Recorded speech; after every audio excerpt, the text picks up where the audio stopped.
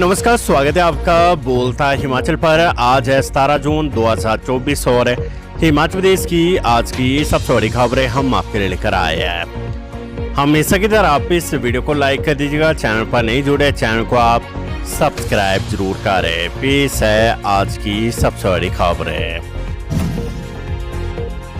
CM सुख बोले, हिमाचल के 4 जिलों में बढ़ाई जाएगी दुग्ध संयंत्रों की क्षमता। मुख्यमंत्री सुखविंदर सिंह सुक्खू ने कहा है कि दुग्ध संयंत्र कुल्लू, हमीरपुर, नाहन और दुग्ध संयंत्र ऊना की क्षमता 20-20 हजार लीटर की जाए। दुग्ध उत्पादन समितियों के पंजीकरण में तेजी लाई जाए और पंजीकरण प्रक्रिया में किसानों को हर संभव सहायता प्रदान की जाए। उन्होंने किसानों की क्षमता निर्माण और दुग्ध गुणवत्ता पर विशेष ध्यान केंद्रित करने के निर्देश दिए हैं। ये बात उन्होंने रविवार को शिमला में हिमाचल प्रदेश राज्य दुग्ध उत्पादन प्रसंग मिल्क फेड की समीक्षा बैठक की अध्यक्षता करते हुए कही है। मुख्यमंत्री ने अधिकारियों को डगवार दुग्ध संयंत्र के निर्माण से जुड़ी सभी प्रक्रियाएं और इसका निर्माण समयबद्ध पूर्ण करने के निर्देश दिए हैं। इस क्षेत्र की आर्थिकी को बड़े पैमाने पर प्रोत्साहन मिलेगा। उन्होंने कहा कि प्रदेश सरकार ग्रामीण अर्थव्यवस्था को सुदृढ़ करने के लिए प्रतिबद्ध है और इसमें दुग्ध उत्पादन से जुड़ी गतिविधियों की भूमिका अहम है। प्रदेश सरकार ग्रामीण अर्थव्यवस्था से जुड़े हितधारकों को सशक्त करने पर विशेष ध्यान दे रही है। मुख्यमंत्री ने दुग्ध विपणन प्रक्रिया व इसके परिवहन का युक्तिकरण करने के भी निर्देश दिए हैं। उन्होंने कहा कि मिल्क फेड के ट्रेडमार्क हिम का भारत सरकार द्वारा पंजीकरण कर दिया गया है। हिमाचल प्रदेश मंत्रिमंडल की बैठक में जा सकता है रोकी भर्तियों का मामला। आगामी 18 जून को लंबे अरसे के बाद होने वाली मंत्रिमंडल की बैठक में रोकी हुई भर्तियों को लेकर बड़ा फैसला होने की उम्मीद जागी है। कार्मिक विभाग इसका एजेंडा नोट तैयार कर रहा है। यदि सरकार से अनुमति मिली तो कैबिनेट में इसे लगाया जाएगा। इसके बाद हमीरपुर कर्मचारी चयन आयोग से लोक सेवा आयोग को ट्रांसफर हुई उन भर्तियों को पूरा करने पर फैसला हो जाएगा जिनमें पेपर लीक जैसा मामला नहीं है। कार्मिक विभाग एक एजेंडा कैबिनेट में ले जाना चाहता है जिसमें हमीरपुर कर्मचारी चयन आयोग से वापस लेकर लोक सेवा आयोग को दी गई क्लास 3 की भर्तियों को एक साथ वापस लिया जाए। जेएफटी टीजीटी बैच वाइज भर्ती, चुनाव आयोग को गई जेएफटी और टीजीटी की फाइल। प्रदेश के स्कूलों में जेएफटी और टीजीटी के बैच वाइज पदों पर जल्द ही नियुक्ति प्रक्रिया शुरू हो जाएगी। दरअसल प्रारंभिक शिक्षा विभाग की ओर से शिक्षा सचिव को इस बारे में फाइल भेजी गई थी। इसके बाद अब शिक्षा सचिव राकेश कंवर ने भी चुनाव आयोग से इसके लिए परमिशन मांगी है। 3 जिलों में उपचुनाव के चलते आचार संहिता लागू है। इसी के चलते बैच वाइज भर्तियों के लिए चुनाव आयोग से परमिशन मांगना जरूरी है। दूसरी ओर अभ्यर्थी लंबे समय से नियुक्ति का इंतजार कर रहे हैं। इसमें जेएफटी और टीजीटी दोनों ही पदों पर काउंसलिंग प्रक्रिया पूरी हो चुकी है और अब केवल नियुक्ति की जानी है। गोरे की सरकार का सबसे पहला फोकस सिंगल टीचर वाले स्कूलों में शिक्षकों की भर्ती करना है। इसमें बैच वाइज आधार पर सबसे पहले भर्तियां की जानी है। इसके साथ ही शिक्षा मंत्री ने भी कहा है कि प्रदेश के दुर्गम क्षेत्रों में सबसे पहले शिक्षकों की भर्ती की जाएगी ताकि वहां पर बच्चों की पढ़ाई प्रभावित ना हो। हिमाचल में इस साल 25% तक घटेगी यूरिया खाद की सप्लाई, सब्सिडी का बोझ घटाने का फैसला। हिमाचल प्रदेश में 1 वर्ष के भीतर दानेदार यूरिया और 12-32-16 खाद की आपूर्ति 25% तक कम हो जाएगी। फसलों में दानेदार खाद का अधिक इस्तेमाल करने वाले किसानों के लिए ये एक बड़ा झटका होगा। हालांकि इफ्को की ओर से दानेदार खाद के विकल्प के तौर पर बोतल की पैकिंग में आने वाली तरल नैनो यूरिया और डीएपी बाजार में उतारी गई है, लेकिन अभी तक किसानों का भरोसा दानेदार खाद पर ही अधिक कायम है। जानकारी के अनुसार केंद्र सरकार की ओर से बोरी वाली खाद पर हर वर्ष करोड़ रुपए की सब्सिडी दी जाती है। इसमें 12-32-16 खाद की एक बोरी पर 810 रुपए सब्सिडी दी जाती है, जिसमें 50 रुपए प्रति बोरी प्रदेश सरकार देती है। तो वहीं यूरिया खाद की एक बोरी पर करीब 1300 रुपए प्रति बोरी सब्सिडी जारी होती है। बात हिमाचल प्रदेश की करें तो यहाँ पर हर साल 40,000 टन यानी 8,80,000 बोरी यूरिया खाद की सप्लाई होती है। वहीं प्रतिवर्ष 12-32-16 खाद की 22,000 टन यानी 4,40,000 बोरी सप्लाई होती है। आप विकल्प तलाशे जा रहे हैं। इसी कड़ी में इफ्को ने नैनो खाद को बाजार में उपलब्ध करवाया है।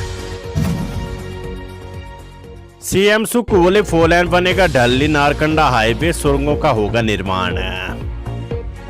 मुख्यमंत्री सुखविंदर सिंह सुक्खू ने कहा है कि ऊपरी शिमला विशेषकर कुफरी, फागू, ट्योग और नारकंडा के लोगों और सैलानियों की सुविधा के लिए ढल्ली नारकंडा राष्ट्रीय राजमार्ग को 4 लेन में परिवर्तित किया जाएगा। आवश्यकता अनुसार सुरंगों का निर्माण किया जाएगा। केंद्रीय सड़क परिवहन और राजमार्ग मंत्री नितिन गडकरी के समक्ष प्रदेश सरकार ये मांग उठाएगी।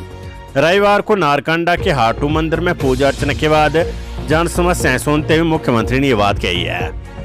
उन्होंने कहा कि सरकार हाटू मंदिर तक रोपवे स्थापित करने पर विचार कर रही है। पर्यटकों की संख्या बढ़ाने के लिए हाटू मंदिर सड़क को भी चौड़ा किया जाएगा। मुख्यमंत्री ने कहा कि शिमला जिले के ऊपरी क्षेत्रों में पर्यटन की अपार संभावनाएं हैं। नारकंडा में आइस स्केटिंग रिंक स्थापित करने के लिए 5 करोड़ रुपए आवंटित किए हैं और यहाँ एक बहुउद्देशीय खेल हॉल भी निर्मित किया जाएगा। सरकार ने इंदिरा गांधी प्यारी बहन सुख समानिधि योजना में नारकंडा की 173 लाभार्थी महिलाओं के बैंक खातों में 3 महीने की सम्मान निधि के रूप में 4500 रुपए हस्तांतरित किए। इस योजना में शिमला में 2569 महिलाओं को 4500 रुपए प्रति महीना प्रदान किए गए हैं, जिस पर कुल 1 करोड़ 15 लाख रुपए खर्च किए गए हैं। प्रमोशन पशुपालन विभाग में 8 क्लर्क व वरिष्ठ सहायक कमेटी की सिफारिशों के बाद मिली पदोन्नति।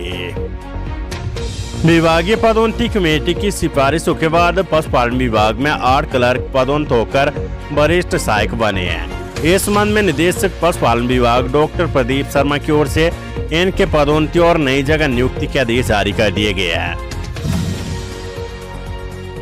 सुंदरनगर के जरल में आग की भेंट चढ़ा मकान, 11 मवेशी जिंदा जले। सुंदरनगर उपमंडल की नेहरी तहसील के अंतर्गत जरल गांव में रविवार को हुए अग्निकांड में 2 मंजिला स्लेटनुमा मकान जलकर राख हो गया है, जबकि एक अन्य मकान को काफी क्षति पहुंची है। इस अग्निकांड में घर के अंदर मौजूद 2 बच्चों तथा एक बुजुर्ग महिला को समय रहते सुरक्षित बाहर निकाल लिया गया, नहीं तो एक बड़ा हादसा हो सकता था। इसी बीच मकान की निचली मंजिल में 11 भेड़ बकरियां बंधी थी, जो कि जिंदा जल गई है। इस अग्निकांड में करीब 50 लाख रुपए का नुकसान हुआ है। एसी कमरे छोड़कर अब फील्ड में उतरेंगे कृषि विशेषज्ञ, प्रदेश सरकार ने लिया बड़ा निर्णय। हिमाचल प्रदेश में कृषि विशेषज्ञों की एसीआर में उनकी फील्ड में प्रोग्रेस रिपोर्ट भी जोड़ेगी। ऐसे में अब उन्हें अपने कार्यालय के एसी कमरे में बैठकर नहीं बल्कि फील्ड में जाकर कार्य करना होगा व किसानों से संवाद करना होगा। इससे संबंधित निर्णय प्रदेश सरकार ने लिया है तथा ये आदेश कृषि विभाग को जारी किया है। साथ ही फील्ड में इन विशेषज्ञों के कार्य का आकलन करने के लिए पूरी योजना भी तैयार की है। सरकार व कृषि विभाग के पास लगातार शिकायतें आ रही थी कि अधिकांश अधिकारी किसानों को उनकी जरूरत के अनुसार उपलब्ध नहीं हो पा रहे हैं। इसे देखते हुए सरकार ने ये निर्णय लिया है। अब विभाग का कोई भी फील्ड अधिकारी ऑफिस में बैठकर योजनाएं तैयार नहीं करेगा, बल्कि उसे फील्ड में उतरकर किसानों से संवाद करना होगा। अधिकारी जितना ज्यादा किसानों से मिलकर उनसे बात करेगा, इससे उसकी तरक्की निर्भर होगी। पड़ोसी राज्य में हुई आतंकी वारदातों के बाद हिमाचल में भी सुरक्षा पहरा कड़ा। पड़ोसी राज्य जम्मू कश्मीर में हुई 3 आतंकी वारदातों को देखकर हिमाचल में भी सुरक्षा एजेंसियां अलर्ट पर है। साथ ही जम्मू कश्मीर से लगती प्रदेश के चंबा जिले की सीमाओं पर गश्त भी बढ़ा दी गई है।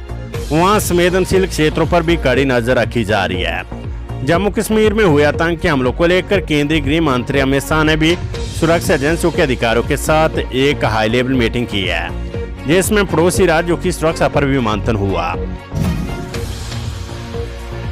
Weather update. सुंदरनगर में 1772 में 12 साल बाद सबसे गर्म दिन रिकॉर्ड।